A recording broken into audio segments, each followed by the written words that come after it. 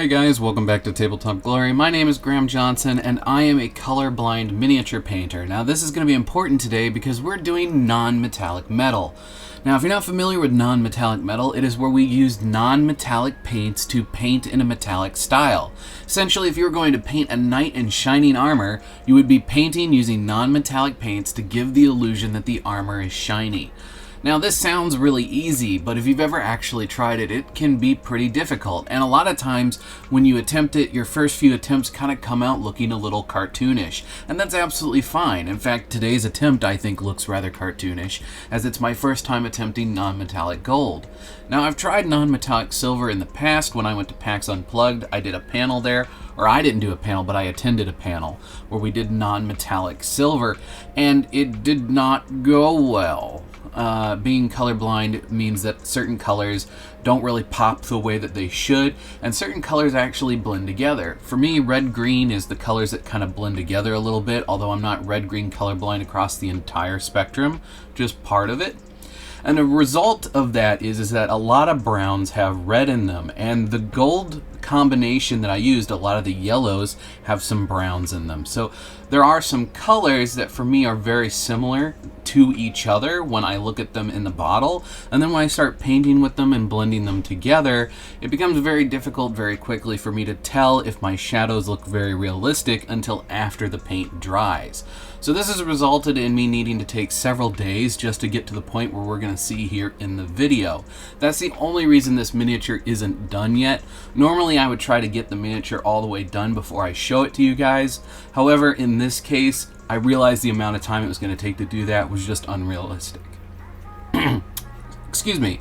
The amount of time that it would take to do that would just be unrealistic. So, in the meantime, while I go ahead and do some more attempts on this over on some live streams, I thought we'd talk about all the things that I learned along the way. This is everything I've learned to get to this point and what I know I need to do to be able to push it that next step farther.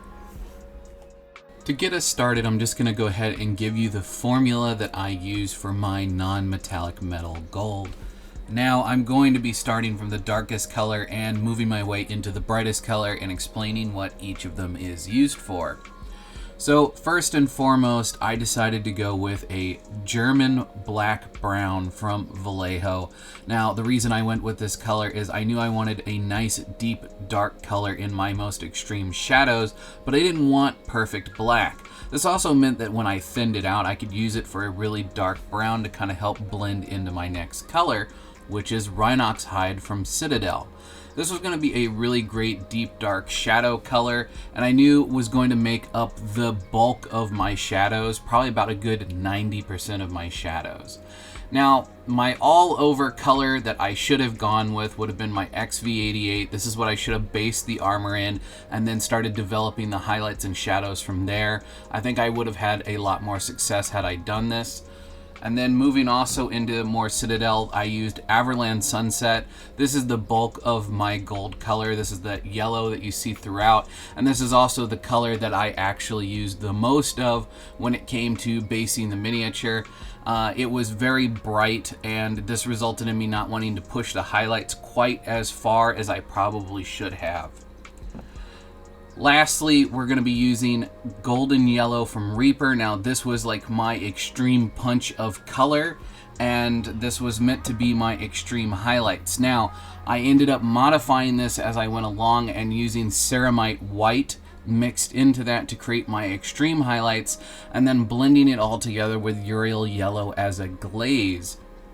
So originally I was only going to be using that black brown through that almost ice yellow, lemon yellow color, but I then realized that I needed a little bit more help, and Uriel Yellow makes such a beautiful glaze. If you've never watered it down and used it as a glaze, it's a really, really great yellow that you can use for that. And then my Ceramite White is just a really great way to really punch up any color you really add it to.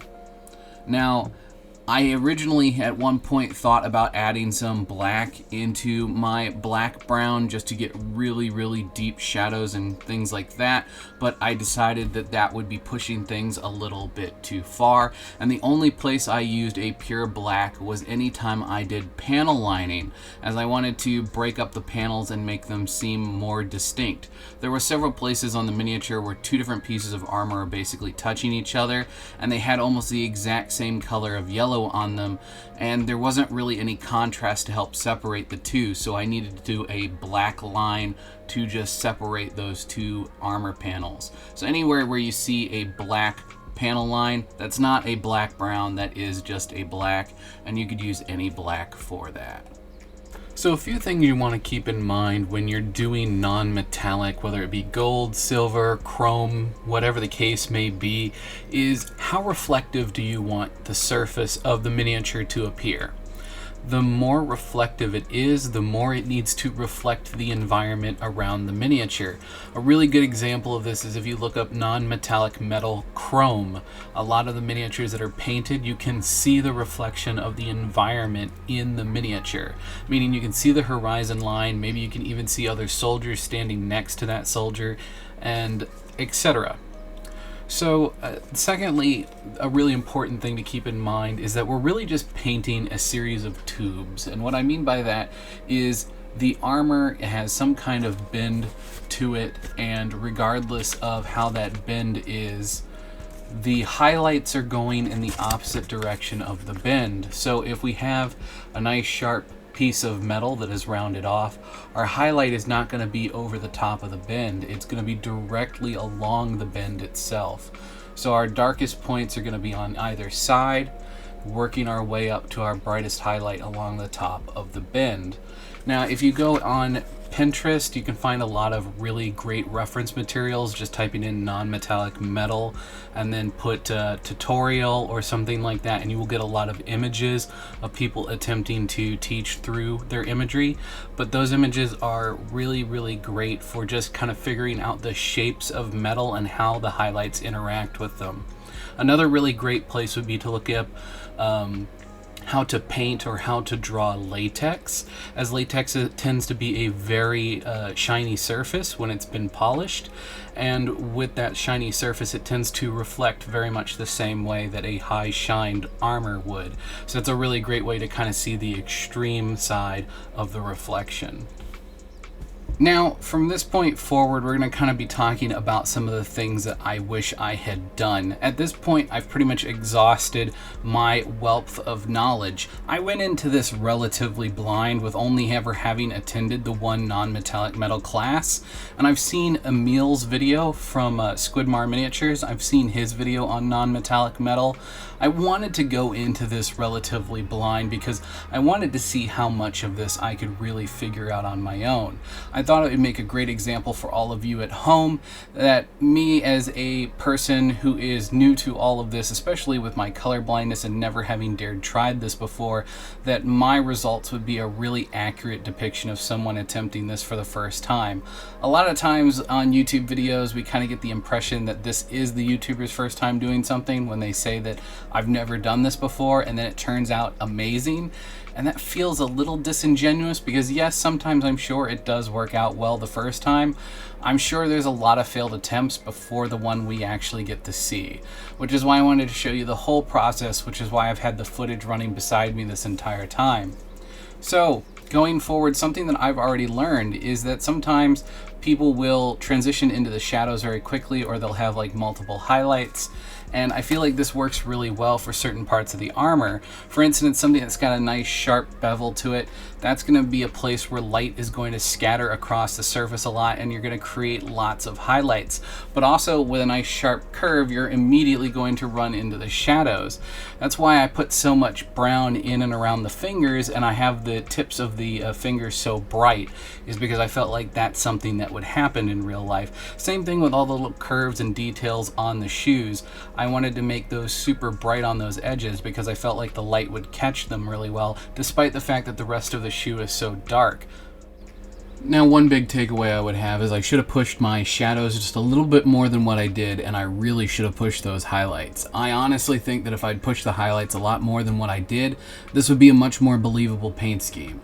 I feel like my mid-tones are all in a good and correct place. I feel like I used more than enough yellow, but I feel like I didn't push my highlights quite enough, and that when I glazed over the highlights, I had to bring them back into that goldish color range, that I just dulled things down a little too much, which is why I should have pushed my highlights more than what I did. I also felt like I could have done a little bit better of a job blending into my browns, and I probably could have mixed up a mid-tone in between what was actually my mid-tone and my browns, in between the Everland and the Rhinoxide. I felt like there could have been a little bit better blending going on there. There are a few places where the transition is quite stark and it's a bit too in your face. There are times where you really want a lot of high contrast, because that really helps to sell what you're doing. But also with that high contrast, you need to blend the colors. Having a straight line of color kind of breaks up the illusion of the non-metallic metal style and brings in what I referred to at the beginning as almost this cartoonish feel, which is why there's some places that work really well on the miniature and other places where it just doesn't work at all. And that's going to wrap things up for today. Hopefully you guys really enjoyed this experiment. I think you will agree with me that yes, given enough time and enough practice, a colorblind person can teach themselves non-metallic metal. I'm very proud of the results I got, considering this is my first time.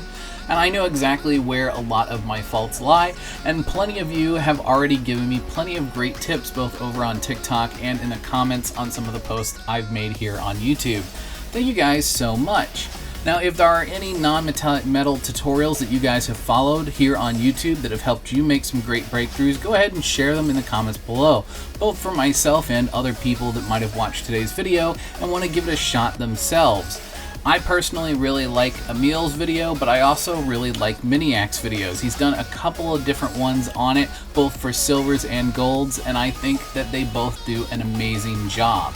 Real quick before we get going, for those of you guys who may not be aware, YouTube keeps moving the goalposts when it comes to making money on their platform. Every time I get close, they kind of change the requirements, and then I need to seek out new requirements because I don't even come close to the new ones. It's very, very frustrating, but what's not frustrating is my support over on Patreon.